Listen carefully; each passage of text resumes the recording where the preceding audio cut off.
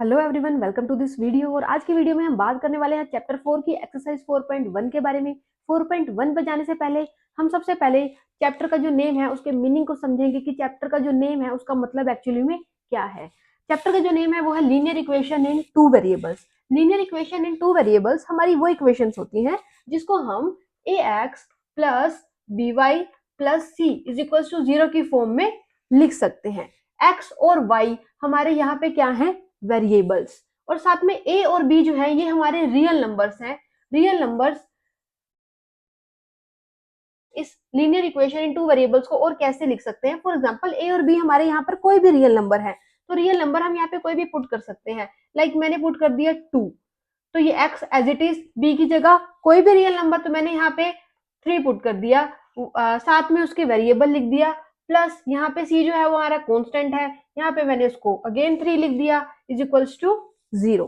Real numbers कहने का मतलब है यहाँ पर कि आप यहाँ पर जो आपके रैशनल नंबर होते हैं, आपके इंटीजर्स होते हैं, आपको अलग अलग फॉर्म में कोई भी रियल नंबर्स यहाँ पे लिख सकते हैं। रियल नंबर्स में हमारे whole number, natural number, integers, rational number ये सब आ जाते हैं। तो हम इसको अलग अलग फॉर्म में बना के देखते हैं। अब मैंने जैसे ये लिखा -1/3 के साथ लिख दिया x, प्लस 2/5 के साथ लिख दिया y, plus 1/3 is equals to 0। तो आप अब ये देखिए कि ये भी एक हमारी linear equation in two variable है।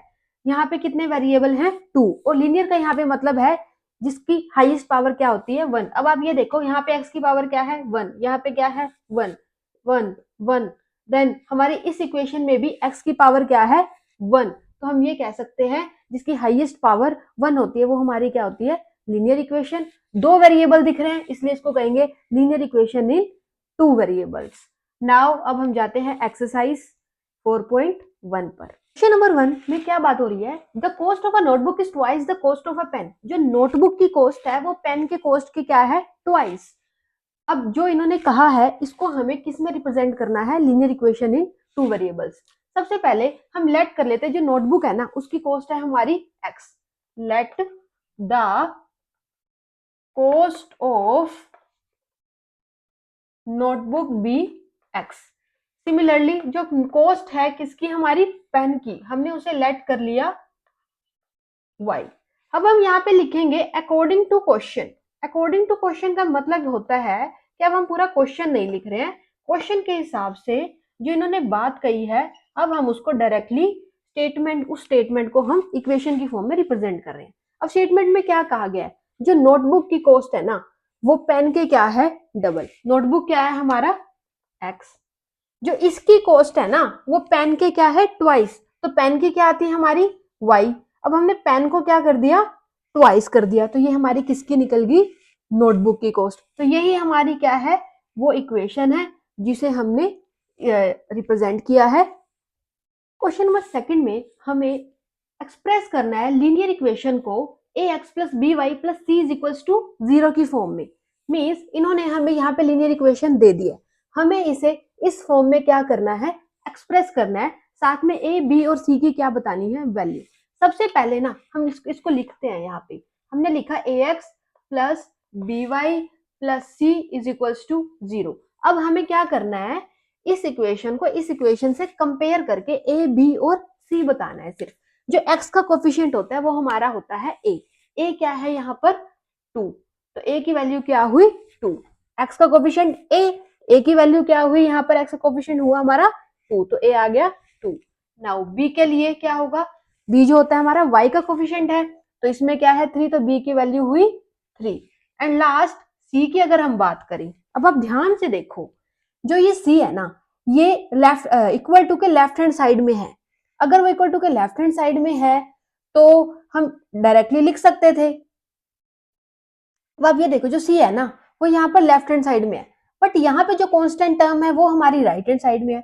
अगर हम इसको लेफ्ट हैंड साइड में लेकर जाएं, हमें तो इस इक्वेशन से कंपेयर करना है ना, इस इक्वेशन में तो सी लेफ्ट हैंड साइड में है, तो अगर इसको हम लेफ्ट हैंड साइड में लेकर जाएं तो ये क्या हो जाएगा, नेगेटिव। तो इसलिए यहाँ पे जो सी है वो हमारा क्या होगा, माइनस का 9.35।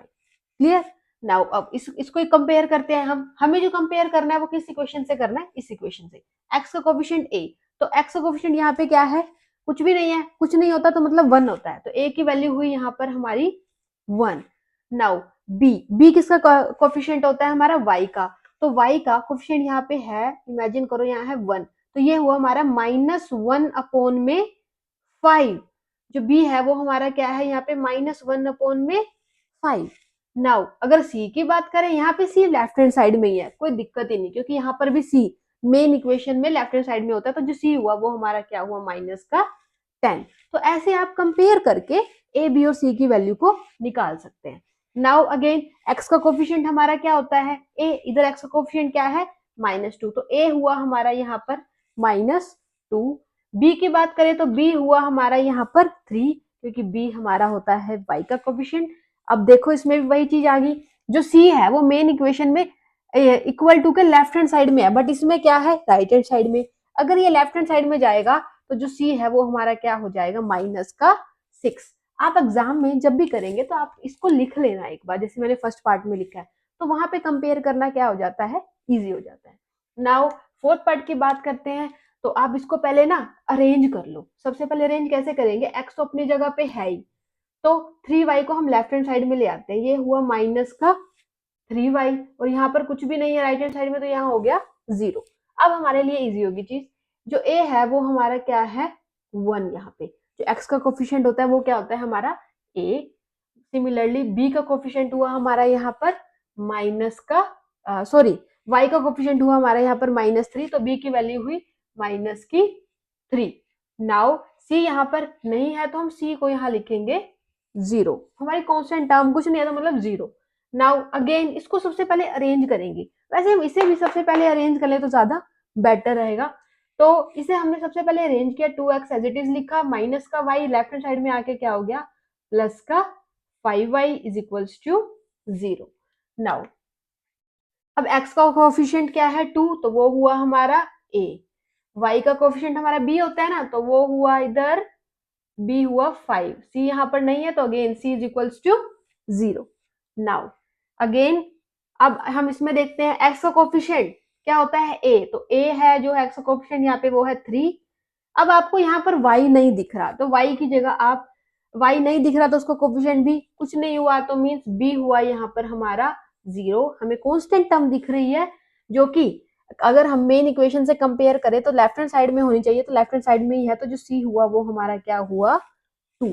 नाउ हम सेवंथ पार्ट की बात करते हैं। सेवंथ पार्ट में जो y का कोफिशिएंट है वो हमारा क्या है यहाँ पर 1।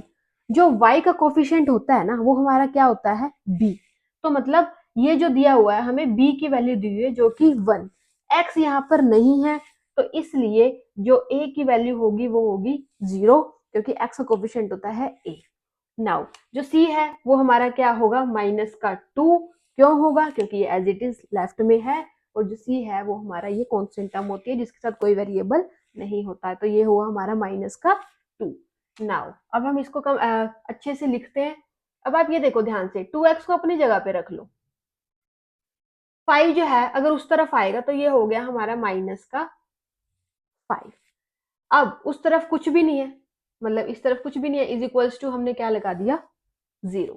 अगर आप ऐसे नहीं लिखना चाहते ना तो आप इस तरीके से भी लिख सकते हो, 5 को तो अपनी जगह पे रखो, जो 2x है वो उधर आके किसका हो जाएगा माइनस का, और इधर हमने लगा दिया 0। क्लियर, लेफ्ट हैंड साइड में आगे ये किसका हो गया माइनस का। अब हमें ये पता है कि जिसके साथ कोई वेरिएबल नहीं होता ना वो हमारी कांस्टेंट टर्म होती है, तो कांस्टेंट टर्म हमारी यहाँ पे हुई 5, जो कि होती है हमारी c, तो c की वैल्यू क्या हुई 5। y हमें नहीं दिख रहा, जो y का कोफिशिएंट होता है जो कि क्या होता है b, तो वो हमारा क्या हुआ 0, क्योंकि y ही यहाँ पर नहीं है। नाउ अगर हम a की बात करें तो a जो है हमारा यहाँ पर क्या होगा -2। a जो है वो हमारा क्या होगा यहाँ पर -2, क्योंकि जो x का कोफिशिएंट होता है ना वो हमारा क्या होता है a। आई होप आपको समझ में आया होगा, ये क्वेश्चन बहुत ही ज्यादा इजी है, बस आपको इस इक्वेशन को आपको यहाँ लिखना है और उसको क्या करना है कंपेयर इस इक्वेशन के अकॉर्डिंग। तो ax + by + 6 + c = 0 जो होती है वो हमारी क्या होती है linear equation in 2 variable. I hope आपको समझ आया, अगर समझ आया तो do like, share and comment, and also do subscribe my channel. So till then keep learning.